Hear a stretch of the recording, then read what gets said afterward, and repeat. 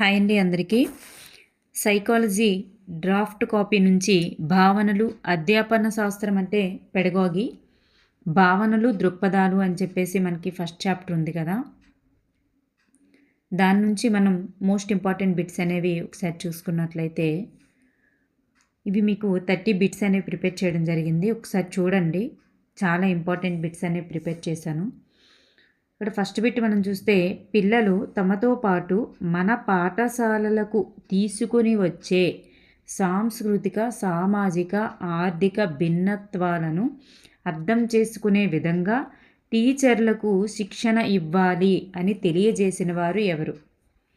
చూడండి, పిల్లలంట తమతో పాటు మన పాఠశాలలకు తీసుకొని వస్తారంట ఇవి. సో వీటిని అర్థం చేసుకునే విధంగా, పిల్లలు తీసుకొని వస్తున్న వాటిని టీచర్లు అర్థం చేసుకునే విధంగా శిక్షణ ఇవ్వాలని తెలియజేసిన వారు ఎవరు? Option C is right answer. NCF 2005 ఈ నిర్వచనాన్ని ఇచ్చింది.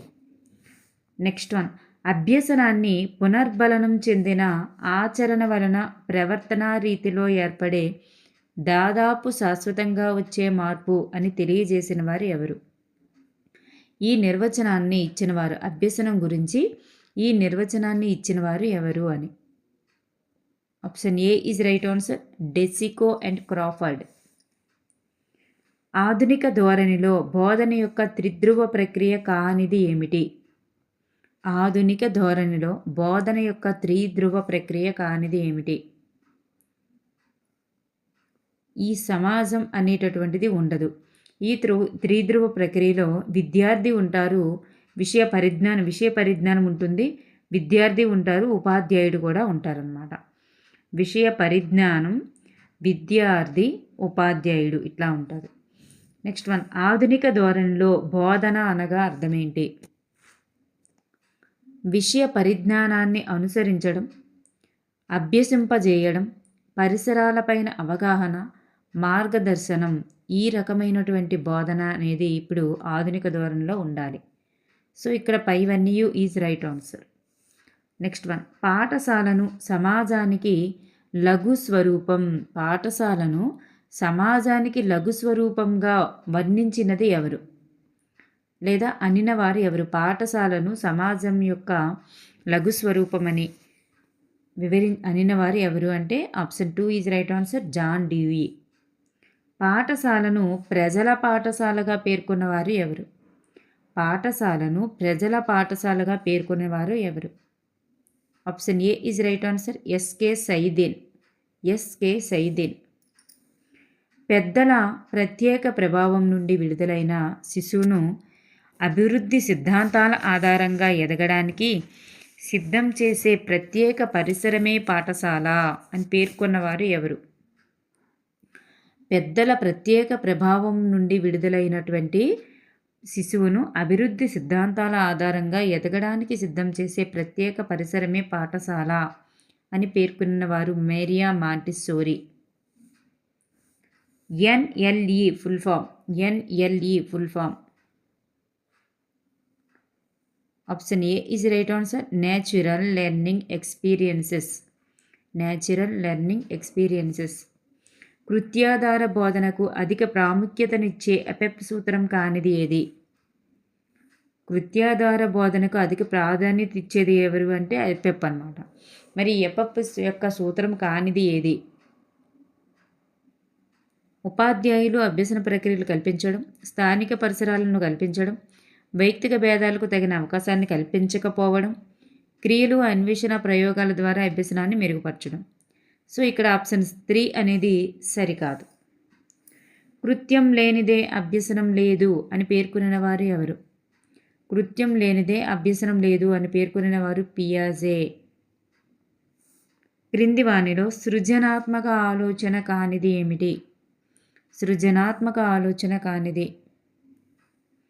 అన్వేషణాత్మకమైనది, ప్రేరణాపూరితమైనది, యాదృచ్ఛికంగా లభించేది, కేంద్రీకృతమైనది అయితే కాదు.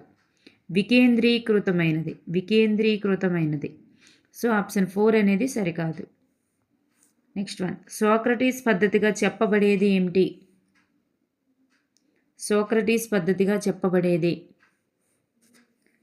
Option A is right answer. ప్రశ్న సమాధాన పద్ధతి. నేడు ప్రాచుర్యంలో ఉన్న చర్చా పద్ధతికి మూలంగా చెప్పబడేది ఏది? నేడు ప్రాచుర్యంలో ఉన్న చర్చా పద్ధతికి మూలంగా చెప్పబడేది. Option A is right answer, ప్రశ్న సమాధాన పద్ధతి. ప్లేటో యొక్క శిష్యుడైన అరిస్టాటిల్ అవలంబించినటువంటి బోధనా పద్ధతి ఏది? ప్లేటో యొక్క శిష్యుడైన అరిస్టాటిల్ అవలంబించినటువంటి బోధనా పద్ధతి ఏది? నిగమన ఆగమన పద్ధతి. నిగమన ఆగమన పద్ధతి. ప్రత్యేక అంశం నుండి సాధారణ అంశానికి రావడం అనేది ఏ పద్ధతి?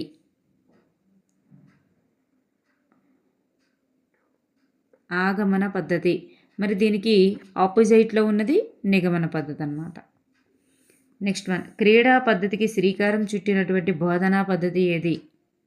క్రీడా పద్ధతికి శ్రీకారం చుట్టిన బోధనా పద్ధతి ఏది?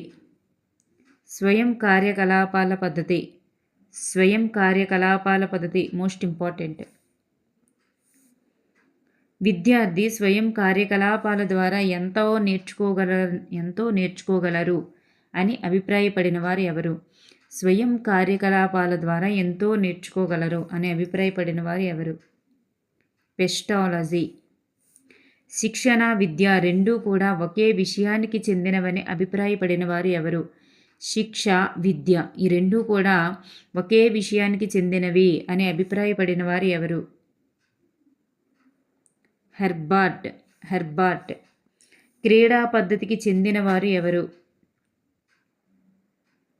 Option B is right answer, Froebel and Montessori. సాంప్రదాయ పద్ధతిలో బోధించే ఉపాధ్యాయుని యొక్క లక్షణం కానిది ఏమిటి?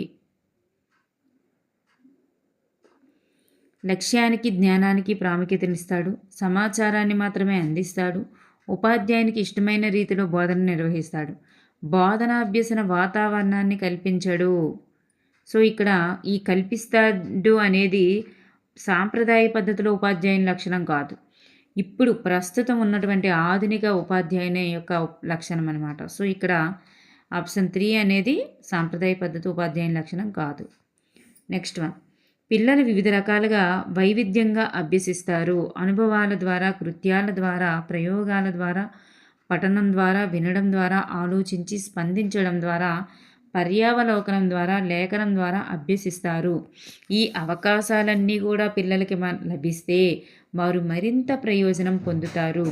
ఇంతటి వైవిధ్యభరితమైనటువంటి ప్రక్రియలో పిల్లలు స్వయంగానూ ఇతరులతోనూ లబ్ధి పొందుతారు అని పేర్కొనిన వారు ఎవరు? Option 3 is right answer, NCF 2005. Next one, సహకార భాగస్వామి అభ్యసనం కొరకు ఉపాధ్యాయులకు అందించాల్సినటువంటి అభ్యసన ప్రక్రియ ఏంటి? సహకార భాగస్వామి అభ్యసనం కొరకు విద్యార్థులకు అందించాల్సినటువంటి అభ్యసన ప్రక్రియ పైవన్నీ కూడా అనుభవము, పంచుకోవడం, విధానం, సాధారణీకరణం, అన్వయం. అనుభవం, పంచుకోవడం, విధానం ఒక పద్ధతి, సాధారణీకరించడం, అన్వయించడం ఇవన్నీ కూడా కలిగి ఉండాలన్నమాట అభ్యసన ప్రక్రియలో. వైకల్యాలు గల పిల్లలు సాధారణ పిల్లలచే వెలివేయబడే ప్రమాదం ఉన్నందున పాఠశాల తరగతి గదులు అంటే విద్యార్థులందరికీ అనువైన అవసరాలను దృష్టిలో ఉంచుకొని బోధనాభ్యసన కార్యక్రమాన్ని, ప్రక్రియను రూపొందించాలి అని పేర్కొనిన వారు ఎవరు?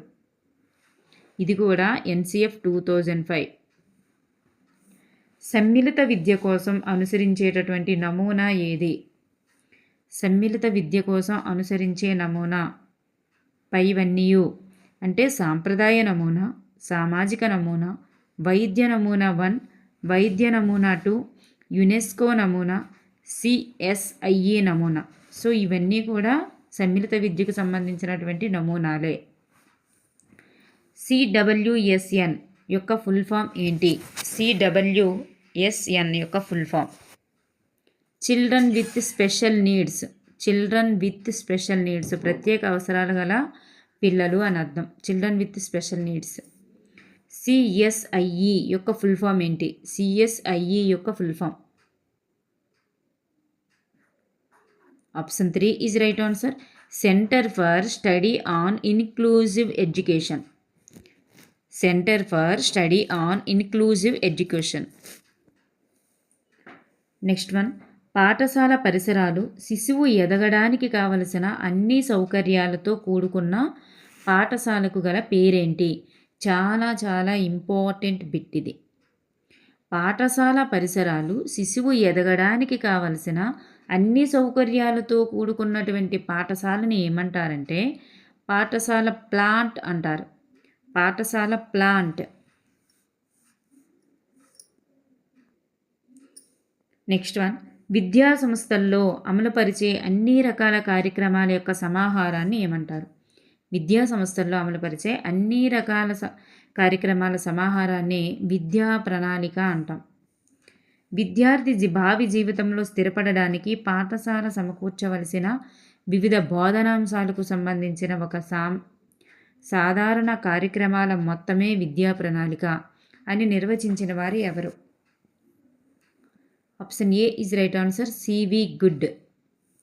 విద్యా ప్రణాళిక అంటే కేవలం విద్యా విషయక అంశాలు మాత్రమే కాదు, ఇది విద్యార్థికి లభించే అన్ని రకాల అనుభవాల మొత్తం అని నిర్వచించిన వారు ఎవరు? Option B is right answer, Mudaliar commission. Thank you for everyone.